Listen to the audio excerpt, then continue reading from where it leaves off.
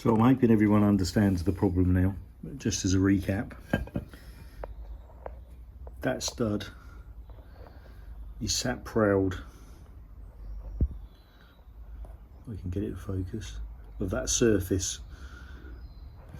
So when it bolts to the wheel, the way I understand it is the cotton reel, which we call it, would sit up against that, and these just stop it from spinning, and that diameter fits into a counter bore in the wheel, which gives it an ability to be a positive drive, and then the bolts really are just to hold it together and hold it to it. They're not really meant to provide the drive. So what am I going to do to solve the problem? There's a couple of ways around it, I suppose. I could thump the bolt through, whichever one it is, this one. If I turn it around and you have a look at the other side, if I can rest that on there, this has been mushroomed over in the factory, so I can only assume that part of that process it didn't work quite right. This is a cast steel of some description, so I've got to be careful about what I do with it. You can see here there's a little corner out of that, it would break very easy, so hitting this thing with a big hammer and trying to punch it through, it would possibly work, but then what am I going to do with that? I haven't got oxyacetylene, so I've got no way of really warming that up to mushroom it over to clamp it. So that's a solution, but it's not one I want to take. I could make up some small washers so everything was at the same height, but I believe that this is also supposed to be pressing against the wheel hub, and therefore is getting a register from that. So I don't want to stand it further away. I don't want to cut the washer off altogether, because ultimately it's like a rivet. So what should have happened is when it was peened from the back, this would be flat and this would stop this being able to go further through. So I don't want to do that. So my plan, getting to the point, is I am going to make a washer which will go around the outside, which is a nice close fit, which is the same height as the ones that have been pressed in properly. And then what I'm going to do is I'm going to use an angle grinder and I'm going to gently go around and I'm just going to clean that up.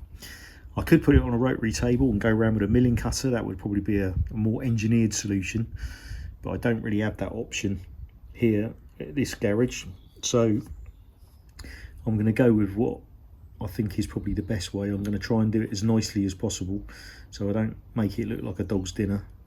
Some people might be sounding like that is a bodge. I don't think it's a bodge. It's an engineered bodge, if you're going to call it anything. It's got some thoughts behind it. But anyway, that's what I'm going to do. Love it or hate it, let me know in the comments what you would have done if you were chosen.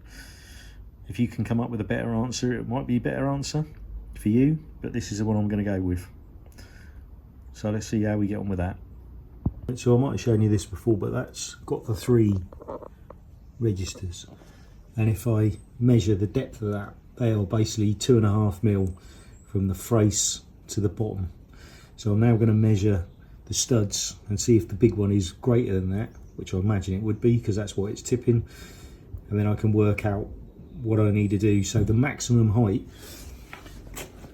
that they can be above this surface without impeding on that cotton reel is 2.5 mil. So let me measure these and I'll come back. Okay, so the ones that have been correctly put in are measuring almost exactly 2.5 mil. Now bearing in mind this might have a little bit of powder coat on it, and these holes might have a little bit of powder coat at the bottom, which I could reduce, but basically fit for fit, they're great. But the one that's sat proud is actually 4 mil. So we need to lose the difference to make it right. So that's what we're going to do next. Okay, so I've just happened to find a lovely washer. It's 2.5 mil thick. It's got next to not very much to take off of there. But that's what we're going to be taking off. Right, here we go.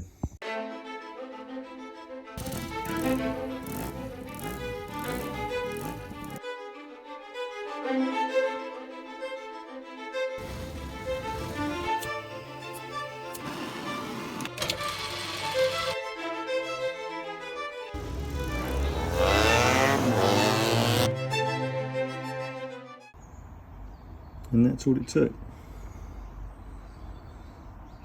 So the other thing I noticed as I was looking around is some of these teeth have got the paint or the powder coat missing, and yet the other ones haven't, which is another sign of the sprocket fluttering.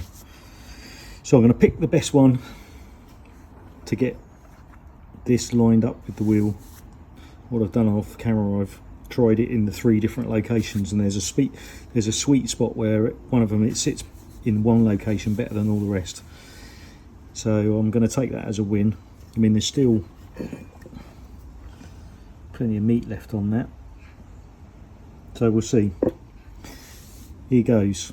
Next time you see this, hopefully it's going to be bolted to the wheel, and I'm going to spin it and it's going to look amazing. Right, so we're back on the axle stands again,